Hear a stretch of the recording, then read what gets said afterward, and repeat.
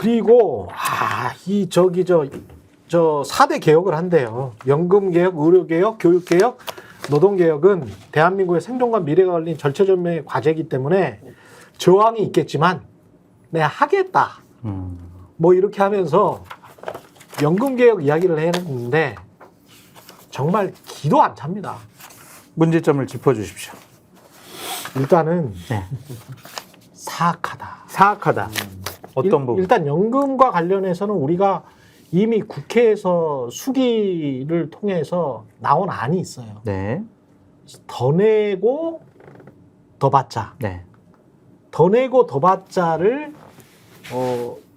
민주당도 찬성을 하고 국민의힘도 일부 찬성해서 그 수치 가지고 더 받는 수치 가지고 막 싸웠거든 막판에. 네. 그래서 마지막에 이재명 대표가 그래 국민의힘 안 뭐 한 0.5% 더 덜 받는 안, 그러니까 더 받기는 하지만 원래 안보다는 덜 받는 안, 그렇게 가자라고 하니까 국민의힘에서 거기서 이제 꼬리를 내리면서 그렇죠. 이제 후지부지 됐잖아요.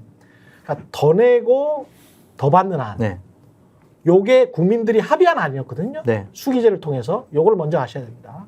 그리고 그 한 40% 정도는 더 내고 똑같이 받자. 네. 였어요. 그러니까 55% 정도가 더 내고 더 받자. 네. 45% 정도가 더 내고 똑같이 받자. 지금 윤석열 정부가 자동 안정화 장치라는 거를 도입을 하겠다라고 하면서 네. 사실상 말하는 거는 더 내고 덜 받아라입니다. 이게 가장 핵심이에요. 여기에는 안 나와 있는데. 여기에는 그 말이 안 나와 있어. 그 말이 안 나와 있지만 자동 안정화 장치라는 거는 조선일보도 찾아보세요. 자동 안정화 장치. 하루 이틀 전에 썼더라고. 중장년층 같은 경우는 17% 정도 마이너스가 된다고 합니다. 요 제도를 도입하면. 이 자동 안정화 장치라는 게 예. 여기 그냥 뭉뚱그려서 지금 설명을 하잖아요. 모수 조정만으로 안 되는데 예.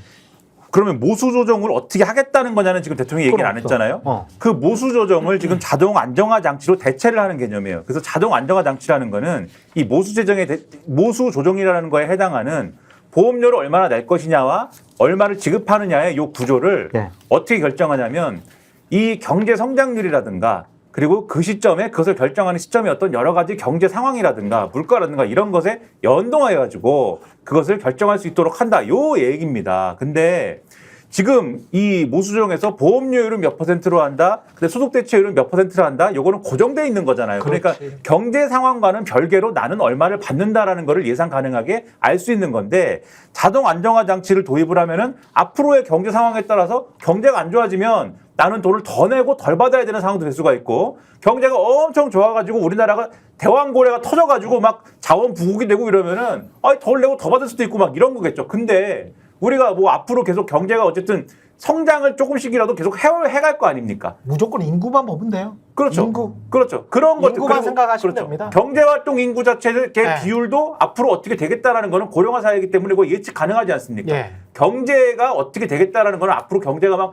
앞으로 막 좋아지겠느냐. 자동 안정화 장치를 도입했을 때 경제가 막 지금보다 좋아지는 상황으로만 가겠느냐. 아니면은 경제가 어쨌든 간에 경기가 막 폭발적으로 성장률이 늘어나고 이런 게 아니라 성장률은 계속 줄어들 것이고 어쨌든 경향적으로 성장률은 줄어들 것이고 여러 가지로 경제 자체가 성장하는 정도는 줄어들 거 아닙니까? 그러면 당연히 내는 건 더 내라고 할 것이고 받는 것 자체는 줄어드는 방향으로 이 결과적으로 그렇게 되겠죠. 제가 그래서 요거를 조금 자동 안정화 장치라는 개념이 언론에 보도된 지가 한 며칠 됐어요. 그렇죠. 찾아봤어요. 이거는 결국 그러면은 이런 걸 도입했을 때 소득 대체율이 중요한 건 결국 그래서 소득 대체율이잖아요. 그렇죠. 소득 대체율을 높이는 데 기여하느냐 줄이는 데 기여하는 거냐 찾아보면은 결국은 이런 거 도입한 나라가 다른 데도 있거든요.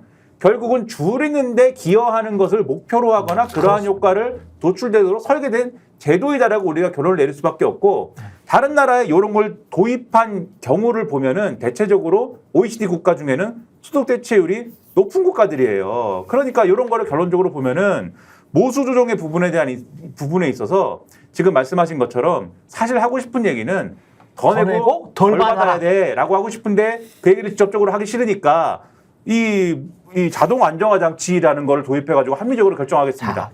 자, 여기에서 국민연금과 관련해서 이재명 대표도 유승민 전 의원도 격찬을 했던 책이 있습니다.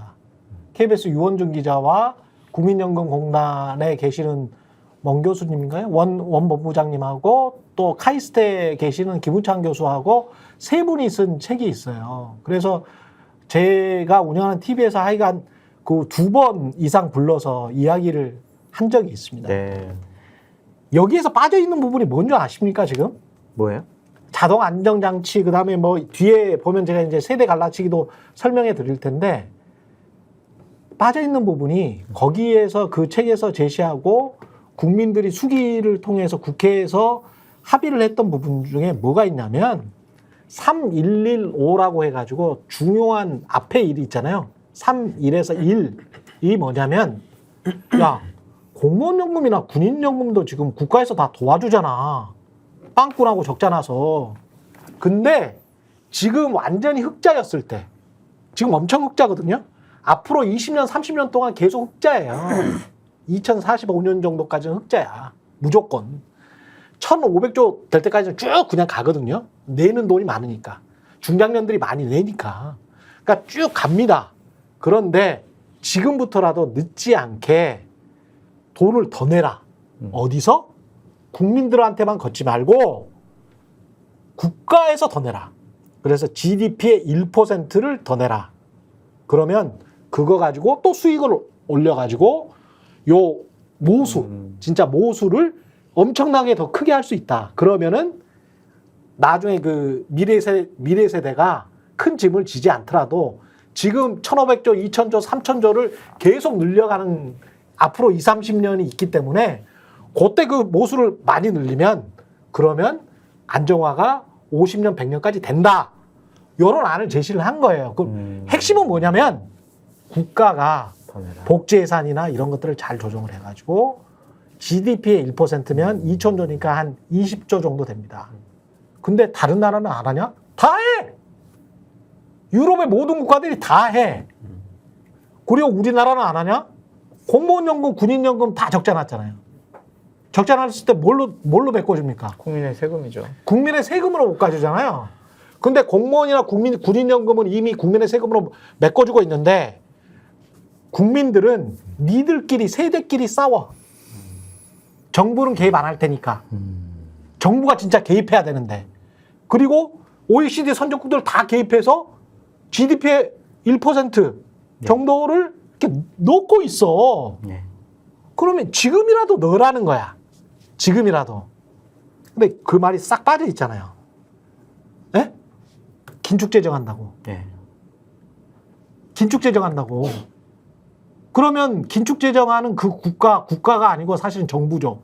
그 정부는 누구를 위해서 존재를 합니까? 그렇죠. 예? 누구를 위해서 존재해요? 본인은 해외 수방 빵빵 다니고 사우나 만들어 놓고, 예? 뭐도 만들어 놨어요? 드레스룸, 뭐 사우나, 뭐 얼마나 큰지는 모르겠습니다만은 요즘 드레스룸 말이죠. 연예인들 어떻게 만드는지 아세요? 그냥 옷걸이만 만드는 거 아니에요. LG나 삼성에서 이렇게 왜 이렇게 가전 제품으로 나오는 거 있잖아요. 그래서 양복 이렇게 그 스타일러 같은 스타일러 같은 네. 거. 그러니까 한 300만 원 하죠. 방 전체를 드레스룸을 온도와 습도를 맞춥니다. 방을 스타일러로 그냥 만드는 거예요. 방을 스타일러로 만들어요. 돈 많은 연예인들은 그렇게 만들거든요.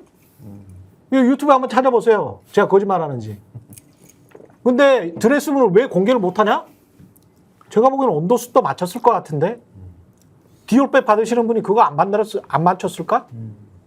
본인들은 호화판으로 그렇게 살면서 국민들한테 이게 지금 다른 선진국들 다 하는 건데 그거는 쏙 빠져놓고 자동 안정장치 해가지고 더 내고 니들 덜 받아야 돼. 네?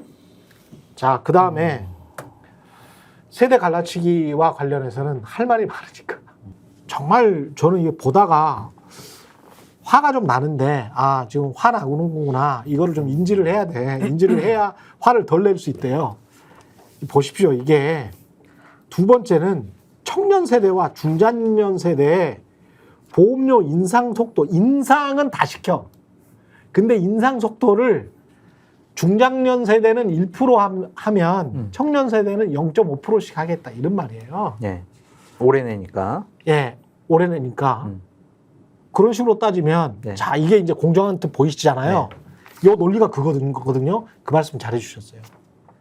뒤에 보면 네. 어르신들은 있잖아요. 네. 아무 말이 없습니다. 아무 말이 없어. 어르신들은 기존 혜택 그대로 받으실 수 있습니다.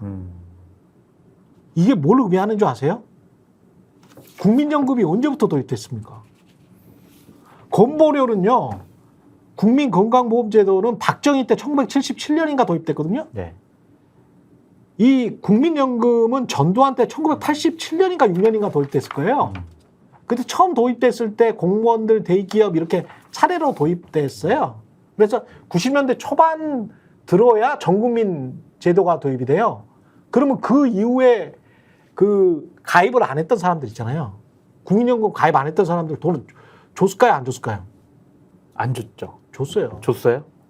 가입을 안 했는데 어떻게? 60세 이상만 넘어가면 돈을 줬고요. 그 다음에 그냥 줬다고요? 그렇죠. 조금이라도 가입을 그 몇 푼이라도 했잖아요. 그럼 또 돈을 줬어요. 네. 그래서 국민연금이나 건강보험제도를 통해서 주로 독재 정권에서 왜 이 제도를 공산주의적인 제도라는 비난까지 받으면서 왜 이 제도를 만들었냐? 정통성이 없으니까 만들었거든. 그러면서 막 뿌려줘 버렸어요. 처음에 막 뿌려줘서 처음에 도입됐을 때 어르신이었던 분들은 물론 기대 수명 때문에 그렇습니다. 과학적으로 말하면 그때 당시에는 60세 그렇죠. 환갑잔치하고 그랬잖아요. 지금은 환갑잔치 아무도 안 하잖아요. 그러니까 그때는 60세, 65세 되시면 돌아가실 거라고 생각해가지고 막 뿌려주는 제도를 도입한 거야. 왜냐면 금방 5년 후에 10년 후에 돌아가시니까. 근데 그 상황이 안 됐잖아. 그리고 난 다음에 이거를 그때 준 혜택을 걷어갈 수는 없잖아요. 그러니까 한 번 준 혜택을 받으신 어르신들은 지금 계속 받는 거예요. 근데 이 어르신들의 특징이 뭡니까? 윤석열 대통령의 열렬 지지자들이세요. 그게 기초연금이고 노령연금이고 그런 그렇습니다. 형태로 주는 거죠? 그렇습니다. 그래서 계속 주는 것이고 기초연금은 월 40만 원 목표로 임기 내 인상을 약속드린다. 이번에도 이렇게 이야기를 하잖아요. 월 40만 원이라는 게 어떤 거줄 아십니까? 국민연금 10년 내보세요. 월 40만 원 받으실 수 있는지. 쉽지 않습니다. 어지간히 평균 소득이 되지 않으신 분들은 10년을 넣어야 받을 수 있거든요. 연금을, 국민연금을. 지금 뭐 청년이고 중년이고 장년이고 다 마찬가지입니다. 근데 기초연금이라는 거는 그냥 그 어떤 자산이나 소득이 그 이하인 어르신들은 다 받는 거잖아요. 근데 이게 공적연금을 못 받으시는 분들에게 주는 거잖아요. 그렇죠. 이거는. 그러니까 네. 국민연금을 꾸준히 내왔던 어르신들, 중장년층들은 야, 나는 돈을 계속 내왔는데 못 받고. 나는 38만 원 받는데 내가 가난해지면 40만 원 받네? 공정한가? 이 싸움이 붙을 수밖에 없어요. 근데 여기에서 기초연금 월 40만 원 임기 내 인상 약속. 이거는 본인 지지층에 대해서는 챙기겠다. 전폭적으로 지지했던 60대 후반 이상, 70, 80은 다 챙기겠다. 청년과 중장년층은 갈라치기 하겠다. 중장년은 보험료 확 올리고 게다가 자동 안정 장치까지 도입해서 덜 받게 해줄게. 너희들은 나한테 표 안 줬으니까. 네. 너희들 40, 60 초반까지는 뜨거운 맛을 보게 될 것이야. 청년들은 잠시 속여. 네. 차등으로 너희들은 내는 속도를 줄일 거야. 네. 하지만 뒤에 뭐가 있냐? 자동 안정화 장치가 있지.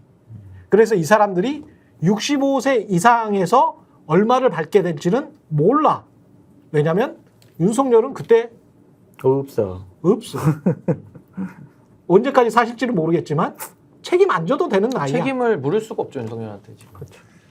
그리고 또 하나 보이는 게 이렇게 지금 설계를 해놨네. 또 하나 보이는 게 이제 연금에 대해서 얘기하라고 그러면은 크게 전문가들이 이제 두 가지 의견으로 나눠지는 것 같아요. 크게 네. 그냥 나누면 첫 번째가 이제 소득 보장, 그러니까 언론의 표현에 따르면 소득 보장파가 있는 거고 재정 안정파가 있는 거지 않습니까? 예. 쉽게 얘기하면은. 그러니까 어쨌든 간에 어떤 수단을 쓰든지 간에 소득 보장을 해주는 게 국민연금으로 소득 보장을 하는 게 중요하다라는 축이 있고, 또 한축에서는 이 기금 소진이나 이런 것들이 중요하기 때문에 재정 안정이 더 중요하다. 이런 이제 생각이 있고 두 가지 생각이 있는 것이거든요. 그렇죠. 그래서 그게 앞서 말씀하신 국회에서 합의를 이제 할 때에는 더 내고 더 받자라는 축과 더 내는데 그냥 받은 대로 받자라는 똑같이 축으로, 받자. 그렇죠. 그게 두 개로 이제 나눠진 거고, 실제로 근데 재정 안정파의 주장은 더 내고 덜 받자가 있는 것이고, 원래는 그다음에 소득 보장파의 주장은 지금대로 내더라도 더 받자가 있는 것이고, 극단화하면 이렇게 원래 있는 건데. 그렇죠. 근데 잠깐만 요 이해를 할게. 그 국회에서 합의했던 안들은 어떤 안이라도 국민을 갈라치게 하고 세대를 갈라치게 하고 분열하고 갈등을 책동하는 안이 아니야. 그 그냥 얘기인데 순수한 안이야. 그게 네. 그 얘기가 결국 그래서 지금 소득 보장파와 재정 안정파가 국회 그 합의할 때 다 붙은 거예요. 그 두 가지 주장이. 그렇죠. 다 붙어가지고 결국은 소득 보장파에 약간 기울어진 형태로 결론이 그렇죠. 난 겁니다. 이 얘기가. 그렇습니다. 그렇게 돼서 결론이 나온 거였는데, 지금 윤석열 대통령 얘기 보면은 앞서도 쭉 정리를 해드렸지만 재정 안정파 쪽으로 다시 기울어진 얘기거든요. 결국은 이 자동 안정 장치 얘기도 그렇고, 그 다음에 지금 이 세대별로 이 연금 이 속도와 이 액수를 이 차등화하겠다라는 얘기도 결국은 재정 안정파에 가까운 얘기인 거잖아. 이 얘기도 왜 차등화하느냐라고 물어보면은 결국은 이제 기금 고갈 얘기를 하는 거지 않습니까? 요걸로 이제 기울어진 얘기를 하는 건데, 그러면 이제 요거를 얘기하면 반발하겠죠, 한쪽에서. 그렇죠. 반발을 할 것을 예상을 하는 것 같아요, 제가 볼 때는. 그렇기 때문에 뭘 딱 넣어놨냐면 국가가 지급을 보장한다는 것을 법률에 명문화자, 이걸 딱 넣어놨어요. 이건 그렇죠. 뭐냐면 네. 요거는 소득 보장파가 하는 얘기입니다. 그렇습니다. 소득 보장 쪽에서 이 자꾸 기금 고갈 얘기하고 하는데, 우리가 소득 보장을 자꾸 얘기하면은 기금 고갈 때문에 안 된다고 할 거 아니냐. 그리고 그렇게 되면은 연금이 펑크가 난다고 할 거 아니냐. 그러니까는 법에다가 지급을 보장한다고 명문화해라. 이거를 요구해 왔거든요. 그것도 이렇게 넣어놨어요. 이렇게 되면은 다시 처음부터 싸워야 됩니다. 소득 그렇죠. 보장파하고 재정 안정파가 다시 처음부터 논쟁을 해야 됩니다. 이거 모든 국민들이 이것 가지고 싸우라고 만들어 놓은 지금 브리핑이에요. 그러면 이 연금 이 개혁을 내놨는데 이 내용이 그러면 실현이 됩니까? 다시 처음부터 다시 다 논의해야 되는데? 국회에서 논의하겠죠. 아니야. 이거는 김건희하고 본인 지키기 위해서 3년 동안 이거 가지고 싸우라는 이야기야. 이거 진짜 나쁜 인간이에요. 정말 저는 나쁜 인간이라고 봅니다. 무책임하고 사악한. 예, 정말 인간이고. 사악한 인간입니다. 이거는. 저는 연금에 대해서 제 네. 개인적인 소신을 말씀드리자면, 저는 지금 뭐 모수개혁, 뭐 구조개혁 뭐 얘기들 많은데요. 저는 일단 기본적으로 신뢰를 갖고 있지 않습니다. 그러니까 저 같은 분들이 아마 더 다수라고 저는 생각을 해요. 특히나 젊은 층에서는 아마 더 그럴 거라고 봐요. 우리는 젊잖아요. 네, 네, 우리는 그래서 저는 일단 연금제도에 대해서는 제가 이렇게 비유를 할게요. 우리가 공적 자금 같은 거 부실 기업들 살릴 때 잘 고민해서 판단해야 되거든요. 죽일 기업은 죽여야 되는 거고요. 살릴 기업은 살려가지고 어떻게든 경제를 이어나가야 되는 거 아닙니까? 근데 반대로 해보면 어떻게 됩니까? 죽이는 게 맞는 기업인데 거기다가 돈을 쏟아부으면은 살리지도 못하고 돈도 써버리는 거거든요. 그렇습니다. 저는 이 연금에 대해서는 딱 그 꼴이라고 저는 봐요. 이 연금제도는 좋은 목적으로 출발했죠. 근데 그 전제가 다 틀어졌습니다. 당시에는 그래도 인구를 2명 정도는 애를 낳겠다. 그 계산법으로 다 해놨는데 지금은 대한민국이 한 40년 지나니까 0.7명. 출산율이 0.6인데 이제 앞으로 0.5, 0.4로 제로로 수렴하고 있어요. 근데 이거를 갖다가 뭐 아랫돌 빼서 윗돌 괴고 어떤 머리를 써도 이게 안 되는 거거든요. 그리고 아까 앵커님 말씀하신 대로 세대 간에 논쟁이 붙으면 이거 완전히 양보 없는 싸움을 해야 되는 거고 절충을 할 수가 없어요. 그럼 저는 어떤 대안이냐면 연금제도의 실패를 인정하자는 겁니다. 실패했습니다, 이 제도는. 그걸 인정해야 저는 해결책이 나온다고 보고, 그럼 실패했으면 어떻게 청산할 것이냐? 연금제도는 지금 의무가입으로 돼 있거든요. 저는 의무제를 풀어야 된다고 봅니다. 그래서 저는 선택권을 국민에게 줘서 네. 지금 재정 상태와 이 현실을 알려주고요. 믿고 가겠다는 사람은 계속 가면 됩니다. 그리고 저처럼 불신이 큰 사람들은 나올 수 있는 권리도 줘야 되는 거예요. 근데 지금은 국가가 다 같이 죽자. 우리는 거의 무슨 전체주의예요. 이것도 연금 전체주의. 다 죽자 이래가지고 아무것도 해결하지 못하면서 시간만 끌고 시한폭탄을 언젠간 터지게 만들고 있거든요. 그럼 저는 대안이 뭐냐?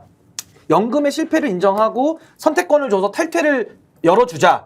그리고 저는 연금의 기능이라는 사회보장 차원에서의 기능은 어르신들만 지금 필요한 게 아니라 젊은 사람들도 필요해요. 생각해 보십시오. 일자리가 없습니다. 무인화가 돼가지고 지금 셀프 주유소 도입되니까 주유소 알바할 자리도 없어요. 그럼 젊은이들은 어떻게 먹고 삽니까?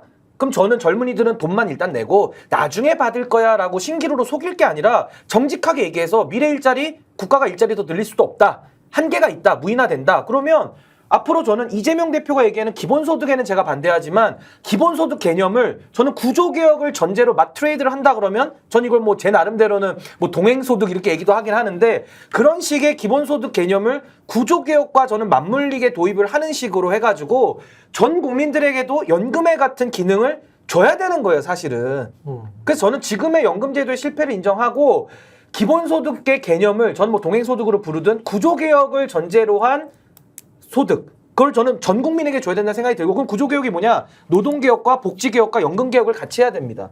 해서 저는 맞트레이드식으로 전 국민에게 재정이 허락되는 범위 내에서 연금의 기능을 대체하는 것을 수혜를 줘야 된다. 근데 지금 젊은 사람들은 일자리 없어져가지고 일자리를 못 구하고 있거든요. 근데 어르신들만 먼저 연금 받겠다라고 하면서 젊은 사람들은 돈만 내라는 식으로 구조개혁을 가면 전두환 대통령이 도입했던 시대와 지금 시대는 하늘과 땅같이 아예 전제가 다 바뀌었다. 전 이걸 좀 전제하고서 논의를 했으면 좋겠습니다. 저희가 얘기할 때 오셔가지고 라이브로 관전하시기 바랍니다. 반드시 주변 사람들 데리고 오시기 바랍니다. 구독, 좋아요, 알림 설정 해주시기 바랍니다. 좀 살려주십시오, 저 좀.